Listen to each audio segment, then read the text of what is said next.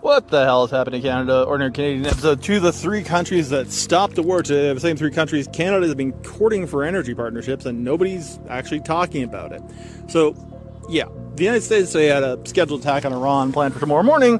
That attack was ostensibly stopped by 3 phone calls. The Emir of Qatar, the Crown Prince of Saudi Arabia, the President of the United Arab Emirates. 3 leaders from 3 Gulf states called Trump and asked him to hold off, and he did.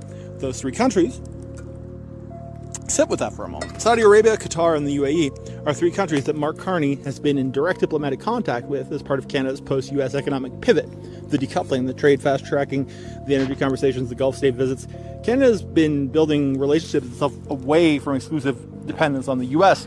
Today, those 3 governments had more direct influence over the most consequential military decision of this war than Canada's closest ally, more than Great Britain, more than France, more than Germany, more than any NATO member. 3 phone calls from Riyadh, Doha, and Abu Dhabi stopped the war for at least a few days. I'm not saying Canada has any illusions about being in that room. We're not. Canada is not a Gulf-level diplomatic player in this conflict, and nobody thinks it actually is. What I'm saying is this. The countries that matter most in the resolution of this war are not the NATO countries Canada's been aligned with for 75 years. They are the Gulf states, and Canada has spent the last 3 months since the war started building relationships with exactly these Gulf states for reasons that have nothing to do with the war. That's a convergence that's worth noticing. And here's the other thing that was kind of revealed today about Carney's and Canada's position. Back in March, Carney said Canada is willing to, quote, contribute to efforts to reopen the Strait of Hormuz, unquote.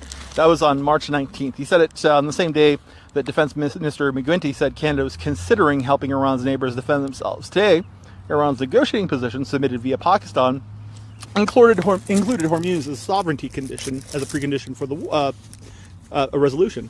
And it included war reparations, and it included lifting all sanctions before nuclear talks begin. Trump calls that totally unacceptable and ordered a full-scale assault to be ready on a moment's notice.